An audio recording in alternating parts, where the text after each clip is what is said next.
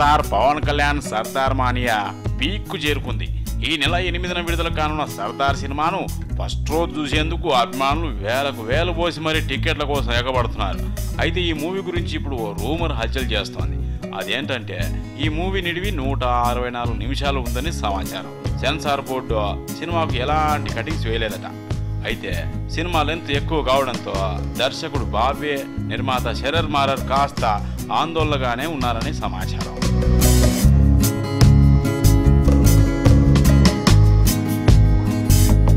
అయితే పవన్ కళ్యాణ్ మాత్రం నాకు నమ్మకం ఉందే, అలాగానే ఉండనివ్వండి అని చెప్పారట. ఎందుకైనా మంచిదని ముందు జాగ్రత్తగా కొన్ని సీన్లు ట్రిమ్ చేసి పెట్టమని చెప్పినట్టు సమాచారం. ఫస్ట్ డే టాక్ చూసిన తర్వాత 2.44 గంటల సినిమాను కొనసాగించాలా లేక ట్రిమ్ చేసిన వెర్షన్ రిలీజ్ చేయాలా అనే విషయమై నిర్ణయం తీసుకుంటారని సమాచారం.